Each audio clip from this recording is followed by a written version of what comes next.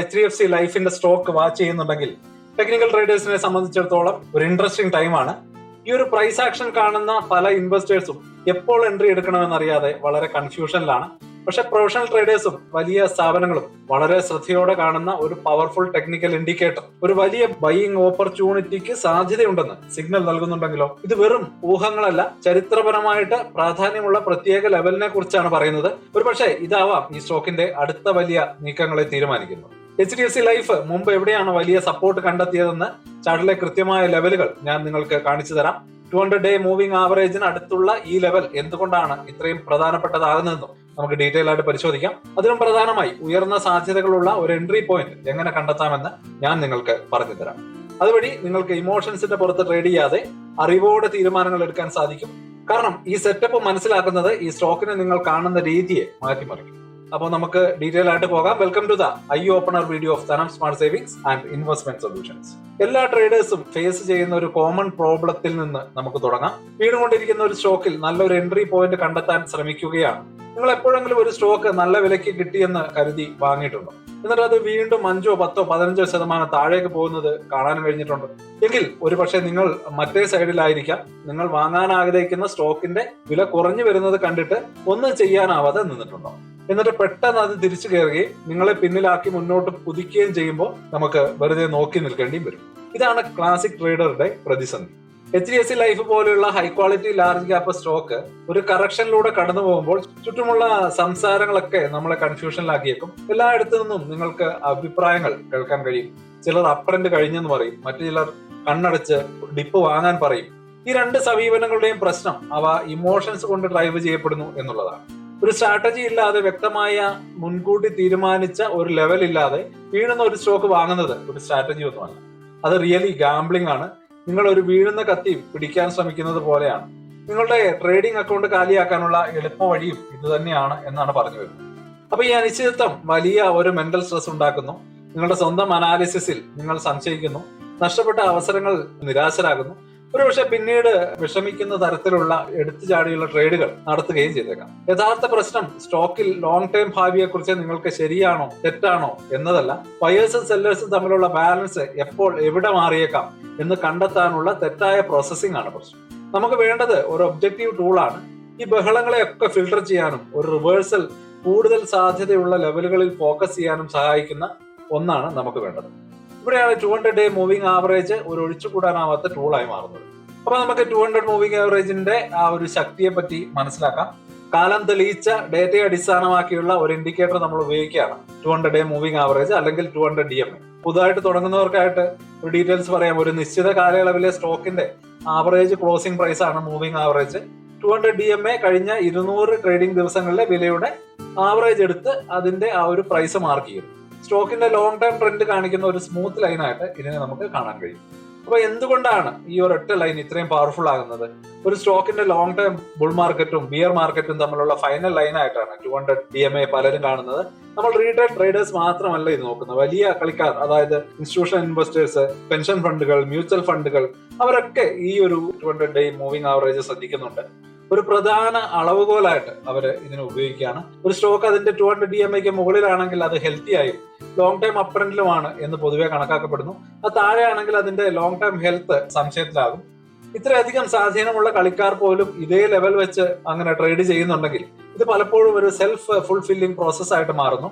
ഒരു സ്റ്റോക്കിന്റെ വില അതിന്റെ 200 DMAയിലേക്ക് താഴുമ്പോൾ കാത്തിരിക്കുന്ന വലിയ ബയേഴ്സ് അത് വാങ്ങാൻ തുടങ്ങുന്നു. ലോജിക്കലി ഏറ്റവും റിസ്ക് കുറഞ്ഞ ഏരിയ ആയിട്ട് ഒരു ബൈയിങ് അല്ലെങ്കിൽ ഒരു ബൈയിങ് സ്പോട്ട് ആയിട്ട് ഇതിനെ അവർക്ക് കാണാൻ കഴിയും. ഈ ബൈയിങ് ഓർഡറുകളുടെ പ്രവാഹം ഒരു ശക്തമായിട്ടുള്ള ഒരു സപ്പോർട്ട് ബേസ് ഉണ്ടാക്കുകയും വില മുകളിലേക്ക് ഉയർന്നു പോവുകയും ചെയ്യും. അപ്പൊ ഇതാണ് HDFC ലൈഫിൽ നമ്മൾ തിരയുന്ന ഒരു ഡൈനാമിക്. നമ്മൾ ചാർട്ടിൽ ഒരു വര മാത്രമല്ല നോക്കുന്നത്, വലിയ നല്ല ഫണ്ടുകൾ ട്രേഡർമാർ പ്രധാനപ്പെട്ടതെന്ന് കരുതുന്ന ഒരു ലെവലിൽ സ്റ്റോക്ക് എങ്ങനെ പെരുമാറും എന്ന് നമ്മൾ മുൻകൂട്ടി കാണുകയാണ്.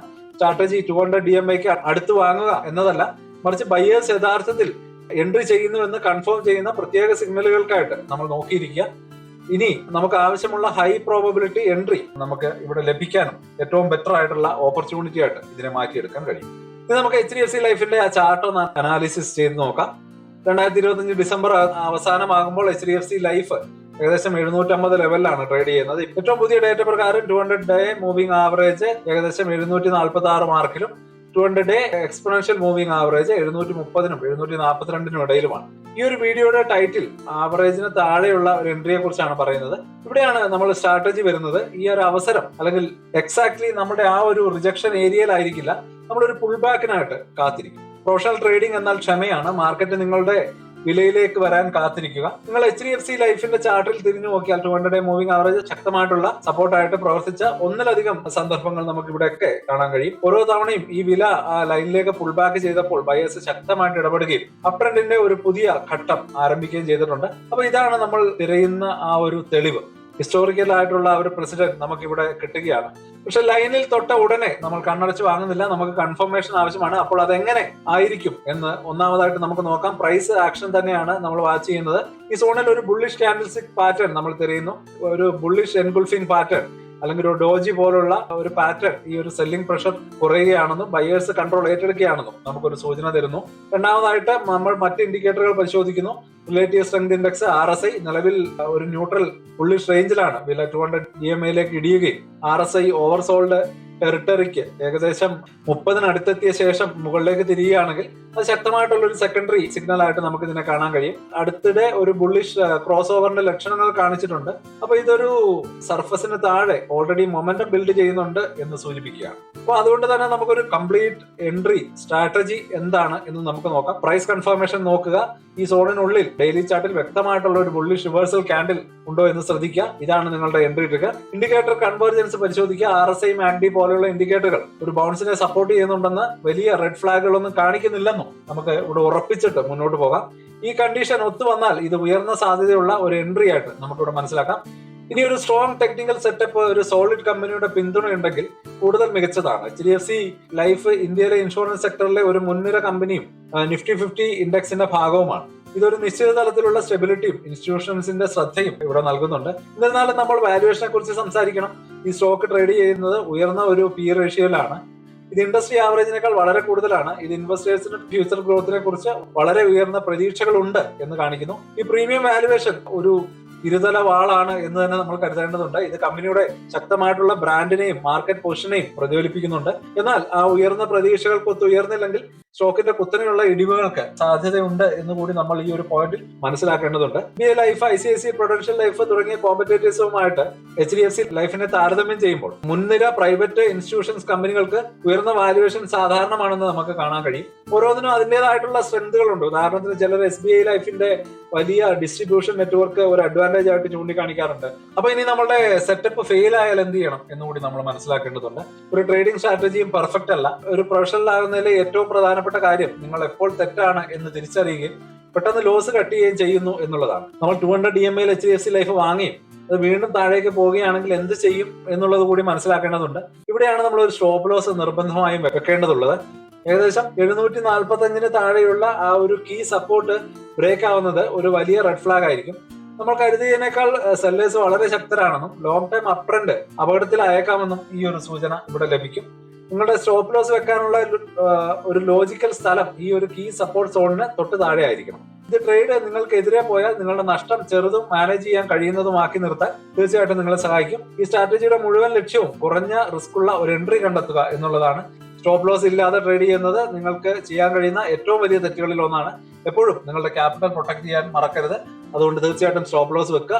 ഇനി നമുക്ക് ഒരു കൺക്ലൂഷനിലേക്ക് കിടക്കാം. സ്റ്റോക്ക് ഇപ്പോഴും ഈ ഒരു ലെവലിന് മുകളിൽ ട്രേഡ് ചെയ്യുകയാണെങ്കിലും ഈ ഏരിയയിലേക്കുള്ള ഒരു പുൾ ബാക്ക് നമ്മൾ എക്സ്പെക്ട് ചെയ്യുന്നുണ്ട്. അതിനായിട്ട് കാത്തിരിക്കാൻ ക്ഷമയുള്ള ട്രേഡർക്ക് ഹൈ പ്രോബബിലിറ്റി ബൈയിങ് ഓപ്പർച്യൂണിറ്റി കിട്ടിയേക്കാം. പ്ലാൻ ഇതാണ്: പ്രൈസ് നിങ്ങളുടെ അടുത്തേക്ക് വരാൻ അനുവദിക്കുക, ആ ഒരു ബുള്ളിഷ് കൺഫർമേഷൻ ക്യാൻഡിലിനായിട്ട് നോക്കിയിരിക്കുക, തുടർന്ന് ആ ഒരു ബൗൺസിൽ ട്രേഡ് ചെയ്യുക.